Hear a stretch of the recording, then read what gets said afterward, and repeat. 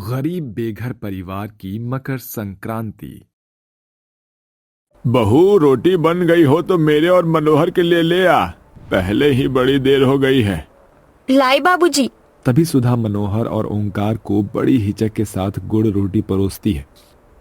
सुधा, सब्जी नहीं है क्या जो ये छूछे रोटी गुड़ के साथ दे रही हो खाने को? अजय, घर में बनाने को एक भी साग सब्जी नहीं है। अब तो दूध पानी के पैसे बचे हैं और ना ही राशन। दोनों की थाली में रखा गया गुड़ एकदम पुराना था, यूं कहें कि खराब था। जैसे तैसे मन मारकर दोनों उससे रोटी खा लेते हैं। अच्छा भाग्यवान, हम जा रहे हैं। मनोहर के बापू, थोड़े दिनों में मकर संक्रांति भी है। घर में राशन पानी भी भरवाना होगा और रेखा की शादी भी पक्की हो गई है। ऊपर से हम लड़की वाले हैं। मकर संक्रांति तो भिजवानी होगी उनके यहाँ। कपड़े लत्ते, दही, चिवड़ा, लाई, लड्डू, ये सब लगेगा। आज ही मालिक को पैसे के लिए बोल देना। हाँ भाग्यवान, जाते ही बोल दूंगा। वैसे भी पिछले साल ही मकर संक्रांति पर पैसे देने में बड़ी आनाकानी की थी, इसलिए ठीक ढंग से मना ही नहीं था।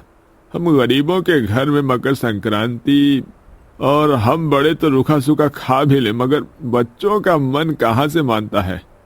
इतने में दोनों बच्चे पिंकी और सागर वहां आते हैं। पिंकी आज भरे मन से बोलती है, दादाजी दादाजी, इस साल हमारे घर में भी मकर संक्रांति मनेगा ना? हम भी दही चूल्हा थान देना। हाँ पिंकी बिटिया, दादाजी दही चूरा लेके आएंगे, ठीक है? देखिए पिताजी, मैं पहले ही कह देता हूँ, मुझे ढेर सारी पतंग चाहिए और बढ़िया सा मांझा भी। ठीक है सागर बेटा, तेरे लिए मैं ढेर सारी पतंग और मांझा लाऊंगा। ओंकार का परिवार बड़ा ही गरीब था। ले देकर उनके पास सालों पुराना माटी का घर था, जिसमें बूढ़े ओंकार, गोमती, बहू बेटे, उनके बच्चे और जवान बेटी भी थी। वो दोनों श्यामनाथ की मिल में काम करते थे। काम पर पहुंचकर ओंकार ने देखा श्यामनाथ गर्म कोट पहने हीटर के आगे ठाठ में बैठा था। भाई वाह, क्या मीठे मूंगफली हैं। एकदम अमृत जैसी ठंड में मूंगफली खाने का अलग ही मजा आ जाता है। अरे ओ हल्कू, अरे रुक क्यों गया? मूंगफली छील कर खिला मुझे। इस वक्त मालिक अच्छे मिजाज में लग रहे हैं, अभी ये पैसे के लिए बोल देता हूँ। ओंकार श्यामनाथ के पास आकर हाथ जोड़कर खड़ा हो जाता है। उस खुले माहौल में इतनी भयंकर ठंड थी कि बूढ़ा ओंकार का रोम रोम जाड़े से कांप उठता है। क्यों बे, मेरे सर के ऊपर क्यों खड़ा है? काम धाम नहीं है क्या? मालिक, मकर संक्रांति आने वाली है, पैसे दे देते तो। आते आते पैसा मांगना शुरू कर दिया है? चल जाकर काम कर, और अभी पैसे नहीं मिलेगा, महीना लगने दे फिर दूंगा। ऐसा मत बोलिए मालिक, मुझ गरीब का परिवार की सारी आस आप पर लगी हुई है। पैसे नहीं देंगे तो दाना पानी भी नहीं आ सकेगा ना मालिक। एक बार कहा ना, तू जा यहाँ से। जाता है कि नहीं? जाकर सारी बोरियों का धान कूट कर चिड़वा तैयार करो। बेचारे दोनों बाप बेटे दुखी होकर इस कड़ाके की ठंड में काम करने लगते हैं और देखते देखते रात ढल जाती है। तभी एकदम से मौसम बिगड़ जाता है। लगता है आज आसमान से आफत बरसने वाली है मनोहर। घर चल बेटा, बड़ी रात हो गई है। तभी एकदम से भयानक बारिश शुरू हो जाती है और तूफान उठ जाता है। दोनों दौड़ते भागते घर पहुंचते हैं तो पाते हैं कि उनका घर ढह चुका है। पूरा परिवार इस भयंकर ठंड में भीग रहा था। माँ, जोर से ठंड लग रही है, मुझे गोदी ले लो। हाँ मेरी बच्ची, आजा। बुआ, अब हम कहाँ रहेंगे? घर तो टूट गया। सागर बेटा, मेरे पास आ। अम्मा, घर कैसे टूट गया? मनोहर, बहुत तेज बारिश आई थी, मिट्टी गलने लगी और एकदम से सब दीवार में दरार पड़ गई। जैसे हम निकले घर गिर गया। ले देकर यही तो हम गरीबों का भयंकर ठंड में बचने का सहारा था।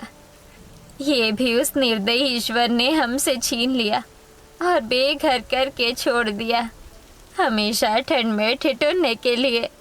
एक तो भयंकर ठंड और मूसलाधार बारिश ने उस गरीब बेघर परिवार की कठिनाइयों को और ज्यादा बढ़ा दिया था।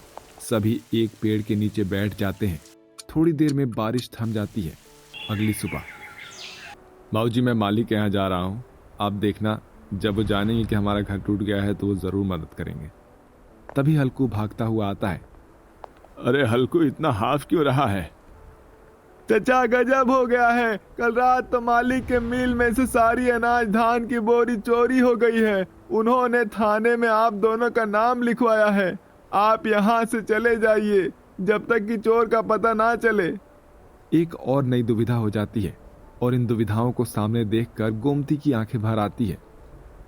हे भगवान, एक तो त्योहार के बरस दिन में तूने मेरे गरीब परिवार को बेघर कर दिया और अब ये सब। पूरा परिवार उस भयंकर ठंड में सड़क पर चलने लगता है। ना तो किसी के तन पर गर्म कपड़ा था और ना ही पैर में चप्पल। ऊपर से ठंडी हवा साए साए बह रही थी। ये बर्फीली हवा तो तीर के नई हड्डियों में चुभ रही है। हाँ माँ जी, आज जबरदस्त ठंड है। तभी सड़क से जाते हुए सागर और पिंकी की नजर दुकानदार पर पड़ती है, जो वहीं फुटपाथ पर चादर बिछाए मूंगफली का ढेर लगाया था। ए ताजा मीठा मूंगफली गजक पट्टी ले जाओ और ले आओ। ए ताजा मूंगफली गजक पट्टी आओ और ले जाओ अपने परिवार के लिए मकर संक्रांति का तोहफा। पहले आओ पहले पाओ। ताजा मीठा मूंगफली गजक पट्टी, चले आओ चले आओ चले आओ। ये सुनकर दोनों की आंखें चमक उठती है। माँ, पिताजी, मुझे मूंगफली खाना है। पिंकी, पैसे नहीं है बेटा, चलो। बच्चों ने एक न सुनी और जाकर दुकानदार के यहाँ से मुट्ठी भर मूंगफली उठा ली। तभी दुकानदार ने उन्हें सड़क पर धकेल दिया, जिससे उस भयंकर ठंड में दोनों के हाथ पांव जख्मी हो जाते हैं। पिंकी मेरी बच्ची, अरे भाई, कैसे निर्दय की तरह धकेल दिया इतनी ठंड में बच्ची को। तो क्या इनकी आरती उतारता है? यहाँ मूंगफली बेचने बैठा हूँ मैं, बांटने नहीं। देखते ही देखते रात हो जाती है और कोहरा छा जाता है। ओंकार और मनोहर ने कचरेदान में से कुछ ढूंढा और तिरपाल गाड़ कर आसरा बना लिया। हालांकि भूख और ठंड की वजह से नींद किसी को भी नहीं पड़ती है। 2 दिन यूं ही निकल जाते हैं। पूरा बाजार सजा धजा था। लोग अपने अपने परिवार के लिए कपड़े, लड्डू, गजक और बहुत कुछ खरीद कर घर जा रहे थे। ये देखकर मनोहर खुद को लाचार महसूस करने लगता है। कभी सोचा भी नहीं था कि ईश्वर एक दिन हमें ऐसे दिन दिखाएगा। सोचा था इस साल हम खुशी से मकर संक्रांति मनाएंगे, मगर मेरे परिवार को इस ठंड में बेघर रहना पड़ रहा है। मैं जी भी क्यों रहा हूँ। अजी ऐसा मत कहिए, शायद भगवान हमारे गरीब परिवार की परीक्षा ले रहा है। मनोहर और ओंकार अपने परिवार को वहां छोड़कर काम ढूंढने निकल जाते हैं। वहीं गोमती ईश्वर पर अभी आस लगाए मन ही मन विनती कर रही होती है। काफी दूर आकर मनोहर और ओंकार को लेबर का काम मिल जाता है। देखो भाई, मैं तुम्हें रोज के 70 रुपए से ज्यादा नहीं दे सकता हूँ। अगर ओवर टाइम लगाओगे तो 100-150 बनी जाएंगे तुम्हारा। हाँ भाई, देख लो तुम।